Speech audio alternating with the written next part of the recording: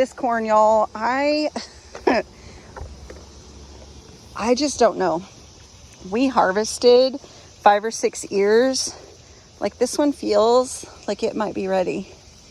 Like, I know you wait till the corn silks are dry, but I felt like all the corn was still like not quite ready. I'm thinking I'm gonna come in, and any of the bigger ones that are dry, I'm gonna pick, I guess, and just see where we're at. Because we still have a lot of really small ones, but I feel like they've missed out on the pollen. But I'm afraid that if I wait too long, especially with all this rain, we're gonna have a problem. So, like, I mean, the silks look ready to me. Oh, that's completely came off. Yeah, so I'm thinking, well, we also have corn worms.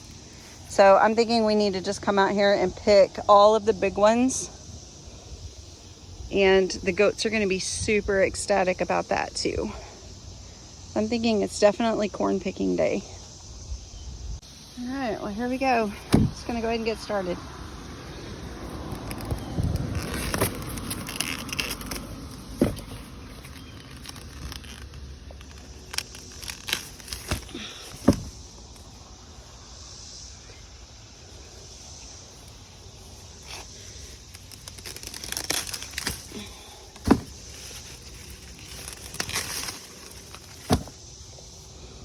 So these that still have fresh husks, I'm gonna leave them, but I mean, there's no pollen left, so I don't know. I'm gonna leave them. They're obviously not ready. It's an interesting fact about corn that you may not know. Most corn only grows 1 ear, sometimes 2 per stalk.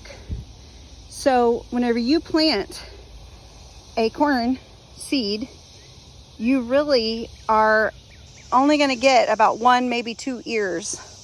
Like, this one's growing 2, but this one is really not doing anything. This one grew. Some corn has like 1 a little higher up, but most varieties you only get 1 ear of corn per stalk.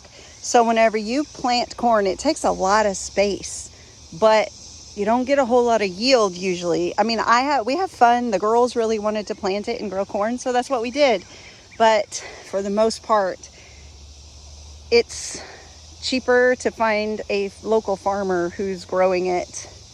You don't get the same satisfaction, but it's cheaper to just find a local farmer that's growing it in big mass quantities and get it fresh from them. But it's a fun experiment. It's fun. Who doesn't like the view of corn in your yard? Like, this one is growing too, but one's a little smaller. It tried to grow another one out right there too. So I got some ears that didn't quite have dry silk, so I'm gonna let them go, see what they do. I'm leaving most of this standing just to save for the goats. Figure it can stand over here. A lot of these ears aren't very full, or the silks weren't completely dry. I don't know, y'all. This is all an experiment for, like, this one's got a corn worm in it, I can tell. I don't know. This is all a big experiment for us. So main thing, I'm gonna leave all of these standing so I can feed them to the goats next week or in a few days or whatever. But we've got this whole tub here that we need to shuck. See what our produce is. We got a few good ones. Some of them are tiny. They're looking good. The goats are super excited about corn harvesting day. You guys, I know there's no such thing as let's take a quick walk through the garden. No, I'm a hot mess. This, I harvested the corn. That was not a quick walk through the garden. Oh look, we got some not too shabby ears out of it. Some of them needed to grow a little more. Some of them didn't have great pollination, but hey, not too bad. I'm fixing to wash them up, get them inside, and put them in the freezer. All right, got this small sink is full, had overflow, had to put some in here. I'm just soaking them for a minute while I prepare my freezer bags and things. There were some ants on them and stuff I need to cut. There are some that have some bad spots, but we're gonna cut all of that out. So I'm gonna get to work on that.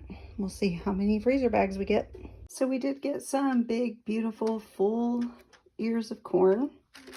And then we also got some that, you know, a little sad, didn't quite fill out or get pollinated well. But you know what?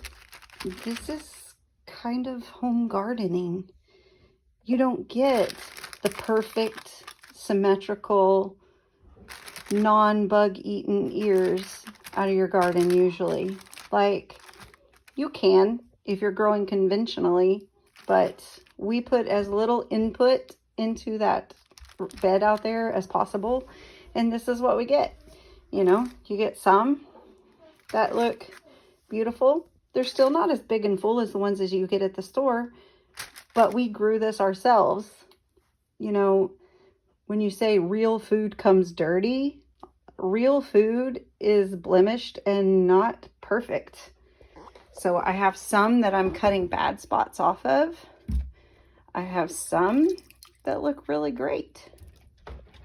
And thankfully, I have a couple of people in my family that don't eat a lot of corn, so these smaller corn on the cobs are perfect. They're great for them. So I'm going to flash freeze them first, so that way I can just toss them all into gallon-sized bags and put them in the freezer and take out what I need when I need it. All right, I'm hoping I can get this tray to fit in the freezer. I ended up just stacking these last few on here because I didn't want to use another piece of parchment or wax paper. But looks like we've got 1, 2, 3, 4, 5 layers of corn. Hopefully it fits in my freezer. New plan, I'm gonna have to take this whole top layer off because I think I can only get up to here. So I cannot get this to fit in there. I'm gonna have to take at least this top layer off. Maybe I might be able to get it in there then. All right, I got these 2-gallon freezer bags full. I'm gonna go ahead and stick this back here in my extra freezer to flash freeze. These are gonna go out to my stand-up freezer in the shed. Corn is all frozen. I'm gonna package it up into freezer bags now at this point. But now I'll be able to just toss them into some gallon-sized bags, throw them in the freezer, and pull them out whenever we need them. I know that you can leave the husks on corn and put it in the freezer that way, but we had to cut some bad ends and places off of them, so we couldn't just leave the husks on. So anyway, turned out great.